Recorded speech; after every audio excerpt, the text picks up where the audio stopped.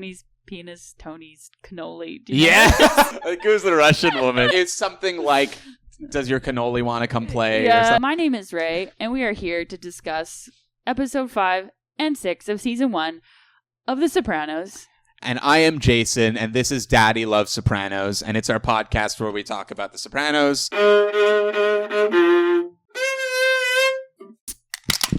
Cheers. All right, Jason, can you tell us what we're drinking today? We are drinking Blood Brothers Sour Up. Sour Ups. Non-alcoholic IPA. Blood Brothers is a superior brewery. Blood Brothers. We love Blood Brothers. Blood Brothers. And this week I actually went out and I ordered a cocktail that was non-alcoholic. Ooh. It had like ouzo or like lychee. Did it come in a cool glass? It came in kind of like a highball glass. Okay. Which is, it always makes me feel cool. Of course. This beer. I'm a huge fan. It's a Tahitian treat, that's for sure. Okay. So, episode 5, Tony takes Meadow out to view different colleges, and along the way, they track down this guy. He, ratted out the mob, and now he's in the witness protection program. Episode 6, Tony's having issues in the bedroom. He seems to have developed feelings for his therapist, which... It was gonna happen. Yeah. You can't say no to any women, really. No. My biggest, things I was upset about is we didn't see my two favorite characters a lot, which was Anthony Jr. and Chris. But we saw Meadow, which is cool. I liked seeing a little bit more of her side and her relationship with Tony. And then we got a lot of the sweaty priest. Yeah. But I don't like him. I hate how sweaty he is. I also hated the close-up shots. Ooh, it was bad. Oh, the body of Christ scene where he's just first of all, I'm sorry to any of our Roman Catholic viewers, but having seen that in real life, having no context, the first time I went to a midnight mass and saw that go down, I was like, this is... But again, no shade. I'm just saying it's really something. Did you grow up going to church? No. Yeah, so you don't have any context for this either. Well, I've been to a couple Catholic weddings, so... But they don't do this at weddings. Some.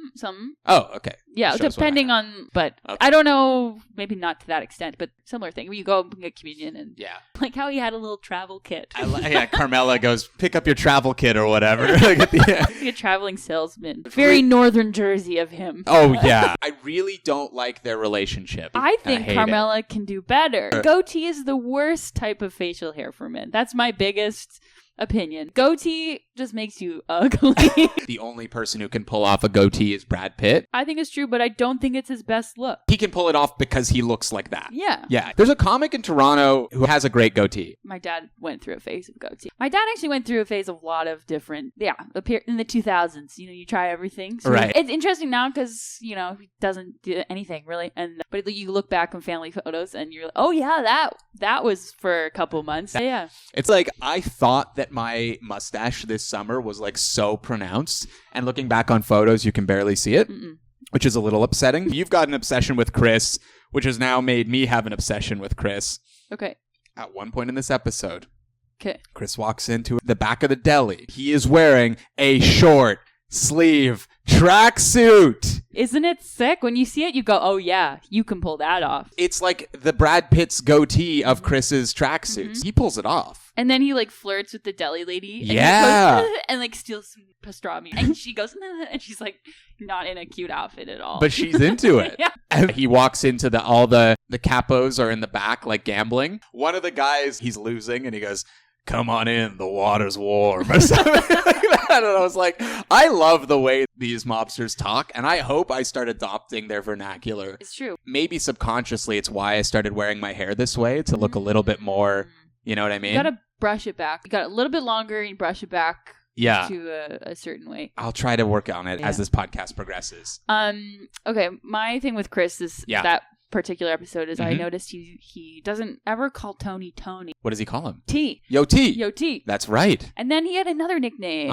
I don't remember off the top of my head, but he had another nickname or somebody. Do you have any cool props you saw in the 5th episode? I am still in love with Tony's watch. It's a good watch. It's so sick. It's definitely my dream watch. It is so expensive. Look it up. No, I just know. It's really expensive. It's just, but it's really, really nice. And also, the gun that Fred is holding with the silencer in the scene where he sees Meadow and Tony go into the motel, the gun looks so cool. He's wearing plaid, like right? a really sick plaid. Well, when he dies, he's wearing one of the strangest safari shirts I've ever seen. It had like a million pockets on it. But his fit when he was like gonna kill Tony and decides not to, I thought like that whole look was amazing. I thought it looked very Twin Peaks. Have you ever seen that show? No. Okay. That'll be season 2 of this podcast. Will be Twin Peaks. It's very like West Coast. Like, oh, okay. Sort of forest area, the logger type. I was like, okay, I guess we're in Maine. Any props stand out to you? Okay, I had a couple in episode 5. I'm just going to list them off. Okay. I really liked the wallpaper I saw. So Carmella's bedroom, it was very like Versailles-esque. Okay. Like, it was very royal, looked expensive. And then also the wallpaper at the school. So it was just kind of like a pairing I saw. We got to give a shout out to the best prop of the 2 episodes, which is the priest's travel kit. He unscrews the little vial of wine. Buy it for $5.99 at your local liquor store. They had been previously drinking so much wine. I was confused. They were so drunk at that point. They probably had shared at least 2 or 3 bottles of wine. Then he did the thing. She took one, and then he just pounded back their breath. And I was like, oh, dude, okay. Yeah, love it. Like, I was like, at one point, I was like, can priests drink? Like, I didn't even know. And then, apparently everything in moderation except masturbating and sex, it turns out. Oh, interesting. Yeah, he's interesting. He's weird. I'm curious to see how their relationship, because I remember that scene from, because I knew that was going to happen. Yeah. When I had watched it previously, but I don't remember how it progresses. So I'm curious. Yeah, I think, I mean, again, like, I feel like I saw this coming with the priest. I really did think they were going to make out. And then he vomits, and he did not puke and rally. He did not. Okay, wait. I'm going to just quickly, I'm going to list off some other cool props. Great. I liked Meadow's outfits in the 5th episode. Oh, yeah. She had the really chunky heels that are really in now, but they were really in the 2000s. Like the platform, like 90s. And then she had chopsticks in her hair. Do you remember that? Yes. And I remember doing that as a kid. It was like a trend. It was a thing. My final thing, a lot of episode 5, just Carmella had like 2 or 3 nightgowns. And she had they were all really epic. And they were almost like sexy nightgowns comparative to the mom, like Tony's mom's nightgown. And maybe she's just like a sexier woman in her, she's in her prime, but they were like shinier and they were a little bit more modern. Yeah. Shout out classic clothing. Junior's getting the suit tailored. And I thought one day I'm going to do that. Yeah. Maybe when this podcast really takes off, we'll get tailored suits. We'll do an episode where we're in the suits, and then we'll do an episode where we're in the nightgowns.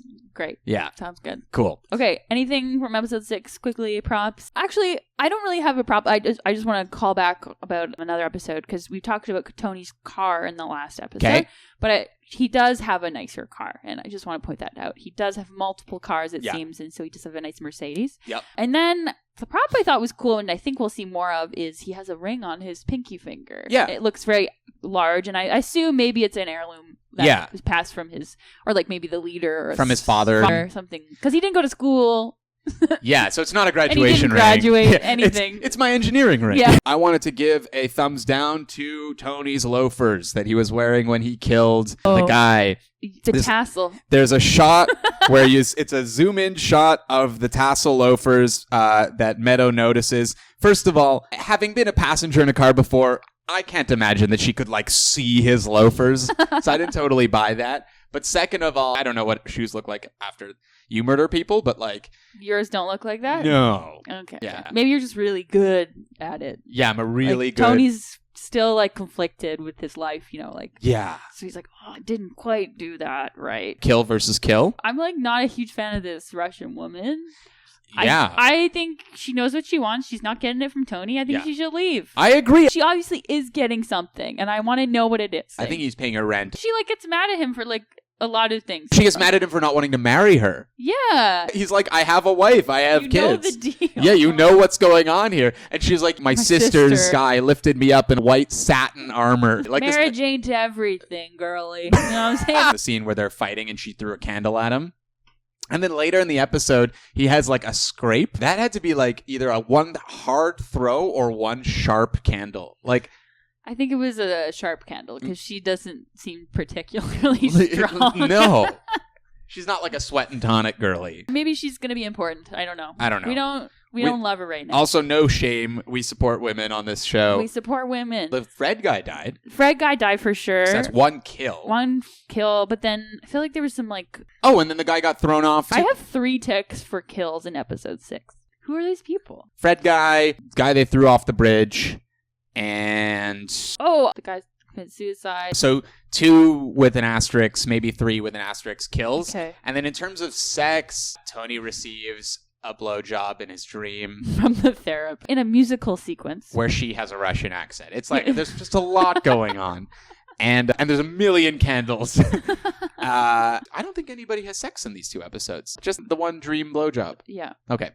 So violence wins over sex. As always. I do have one comment about sex. Yeah. Someone called Tony's penis Tony's cannoli. Yeah. I think it was the Russian woman. It's something like, does your cannoli want to come play? Yeah. How'd you come up with Raymond? Isn't it Ray? Sure is. So I decided to make it longer. I've had Raymond before. Ray, Rayster, Rainbow, Raisin. How about Raybert? Like Albert, but Raybert. Oh, I haven't heard that one before. So let's try that. Okay, great. So, as you know, we watched episode 5 and episode 6 of The Sopranos. Does anything immediately come to mind when thinking about these episodes? Yeah, I think it's actually really getting good because they show his love for his family. And this is, he's doing a typical college or university tour with his daughter, but now he's a mobster doing it. So I found that this episode really cool. What I really enjoyed, actually, was the interaction between him and Meadow in the car when she actually asks him, "Are you in the mob?"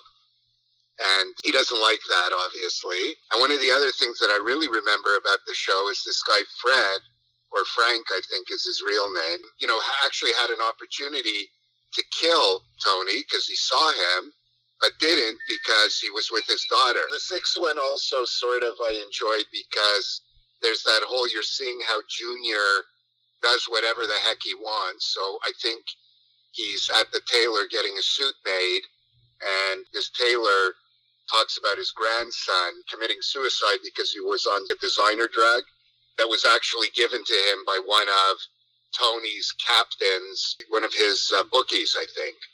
And, they track him down and they throw him over a bridge, which I thought was pretty funny. Because I love that line, if you can fly, I won't shoot you down. Remember that? So that was kind of funny from Mikey Palmizzi. And so I enjoyed that. And but then, if you in the next scene or a couple scenes later, you see the guys from Tony's crew sort of say that, Junior just went ahead and killed this guy, but he was one of his top earners. So he was quite upset about that.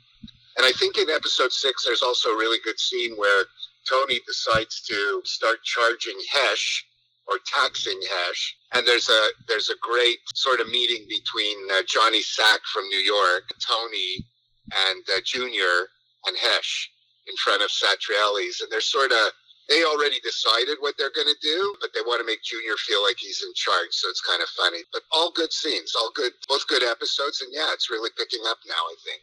I hope you guys are enjoying it. So Meadow goes in to talk to the admissions guy at the university, and Tony sees a quote. The quote is basically something to the effect of like, when a man has one face that he shows others and then one face that he shows himself, he gets confused over which one is really who he is. And it's a great metaphor for seeing Tony struggle between whether or not he's a good father and a family man or whether he's a mobster. I forgot about that quote, so that's a good point. But it tells you about the entire show, right? He's conflicted. He was actually a pretty good student, but he was really groomed to go into this business and to take over from his dad. But he's conflicted because he wants to be a normal family man, yet he just can't seem to get away from his criminal past. About episode 6, Tony goes after the therapist. It's a recurring issue. He can't have a normal relationship with any women. I just don't know what she wants. Why is she so calm and collected when he does all these things or tries to give her gifts? I don't want to give anything away, but it's good that you picked up on that. On the one hand, she's repulsed by him, but on the other hand, she's trying to help him. I think she's excited by the fact that she's dealing with a high-profile mobster as her patient. But on the other hand, he strays away from, let's say, her moral compass. She can't understand how he lives this way. There was a scene where it was like part of one of Tony's dreams in episode 6 where he starts like singing along to a song. Should we expect more musical numbers in The Sopranos? No, I don't think there'll be, it's not going to be like a 1930s MGM musical, that's for sure. Fred Astaire, Gene Kelly, Dan, although you don't know who those guys are. Yeah, we do. Oh, yeah. I'm a musical theater kid. Are you a theater kid? Yeah, okay, so it's not going to be like that. It's not going to be like that at all. Oh, darn. Okay. Never mind. Yeah, it really threw me off. I mean, there will be some weirder episodes. I don't think you're going to hate it to the extent that you're going to want to stop watching. But there are a couple of episodes that are bad. If Tony was Canadian and Meadow was applying to universities in 2024, how do you think it would look different just based on the context of where they are? Yeah, I think it would look very different. I don't think they'd be coming to Quebec, that's for sure. Although there is a big crime family presence in Montreal. There was the Rizzuto family, if you look into that. So maybe he would have called one of his colleagues here. I'm thinking that it would probably have been either Toronto or BC in terms of where she would end up because of, language issues, cultural issues. There's a big Italian community in Toronto, maybe less so in BC. I think it would look very different. If you were Tony and Jason asked you, are you in the mob, how would you handle it? Would you handle it differently? No, I think it depends on the age of the kid. But I think certainly it's not sort of one of the things that you'd be so proud of. I don't know if I'd say I was in waste management. I might say I was in retail or in the garment business, but I think I would lie as well because it's not really, something to be proud of. Although, Jason, maybe it's time to tell you that I'm not really a lawyer. Dad, are you really a lawyer who does mergers and acquisitions? No, I'm a gangster. I think being a gangster would have been a little bit more fun. But yeah, I understand where Tony was going. Yeah, I think it would be such a liability. Meadow at one point says that all the kids at school talk about it. Maybe I just don't have the disposition to be a mobster, but I was just like, I would be freaking out if I was Tony, and he doesn't seem fazed by it at all. Well, I'm not sure he's not fazed by it because he is conflicted, right? That's part of what makes him seek out therapy. He does talk about how it's a business that's really ugly, right? I imagine, although I've never killed anybody, that it's not, the most pleasant experience in the world, right? You gotta try everything once. I was going to say, maybe I need to try it. There's time. Yeah, I think maybe that could be an episode. We could go the three of us. Yeah. Yeah, exactly. If Tony was a little bit younger and was unhappy with his living situation, like he was renting an apartment and wanted to move and break the lease, how do you think Tony would handle that? He's probably imagine he's Chris's age and he lives in his apartment. And he wants to break the lease. He's got to break the lease. What would he do? Well, I'm thinking he would probably ask the landlord to, go up on the roof of the building and saunter over to the ledge and sort of explain to the landlord that perhaps, he needs to get out of the lease and the landlord needs to let him out.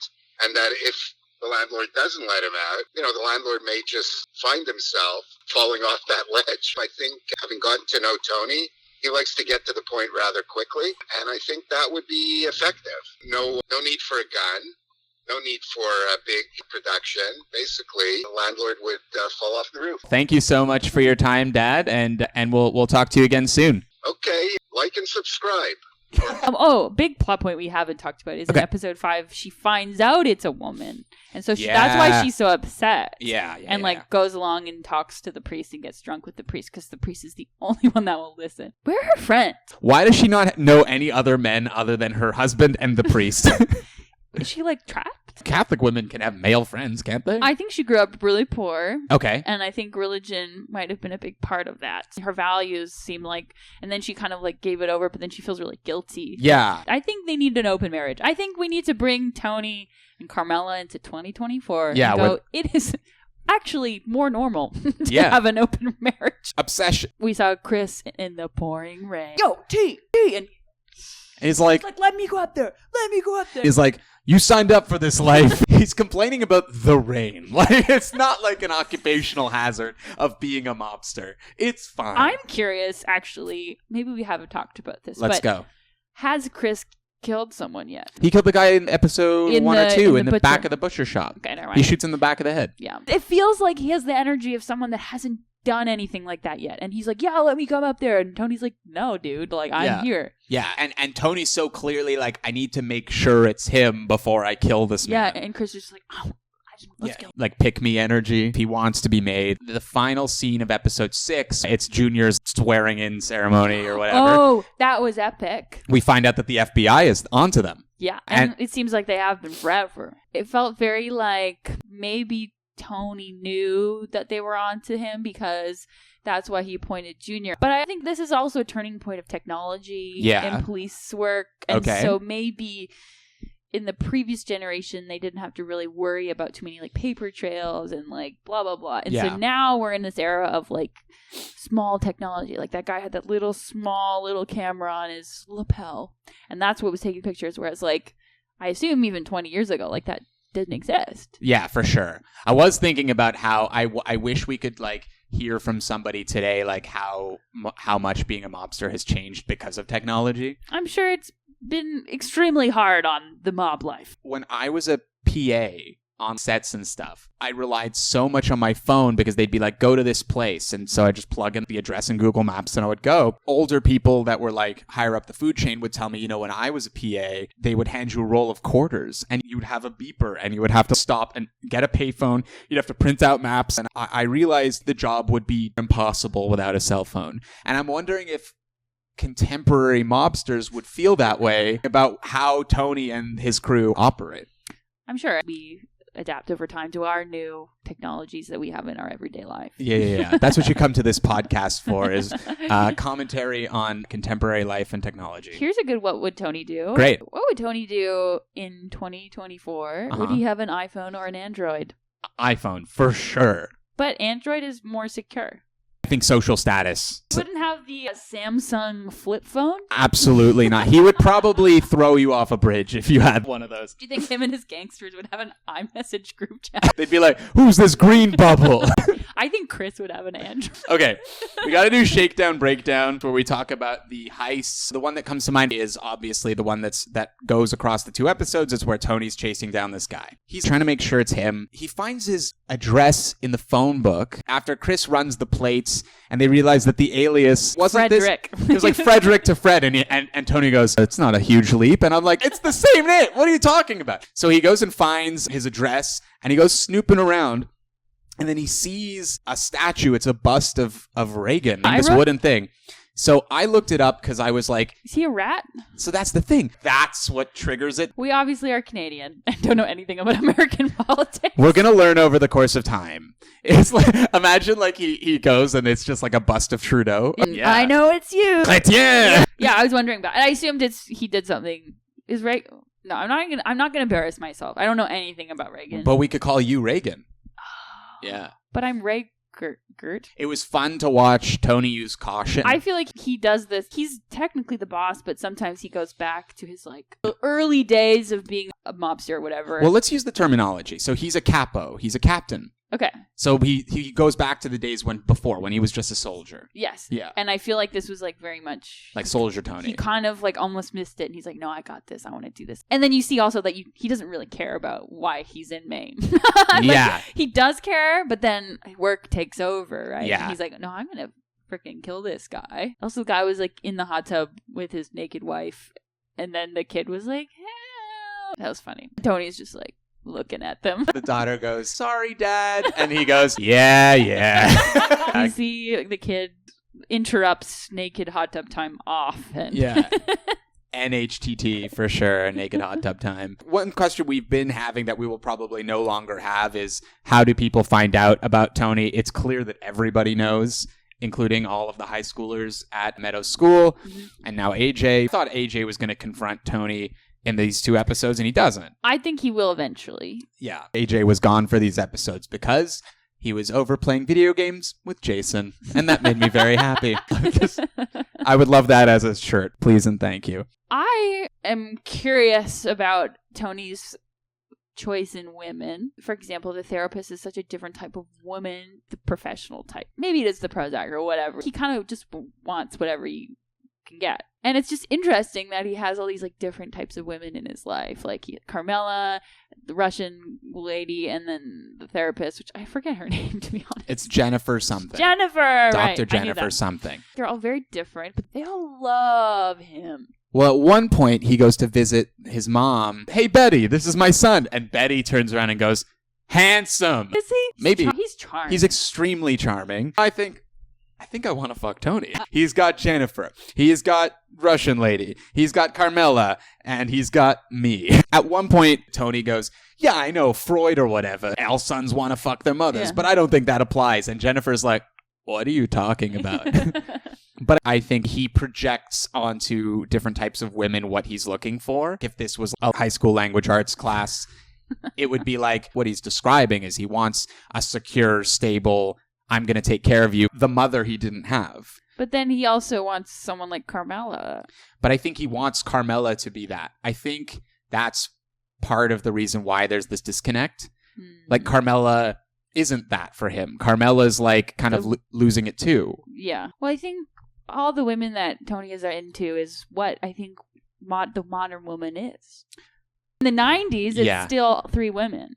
Okay. You know what I mean? Like now I feel like you can be a professional, you can be hot. Yeah. And then you can also be a little risque at the same time. Really what Tony wants is Kim Kardashian. But Kim Kardashian now, like lawyer Kim Kardashian. Lawyer Kim Kardashian mother. Yeah. Model / businesswoman. LKKML/BW. What's with all these like letters? You're changing everything. It's a fun game I play. Okay. I like to turn things into acronyms. Okay. It helps me listen. Do you have any final thoughts?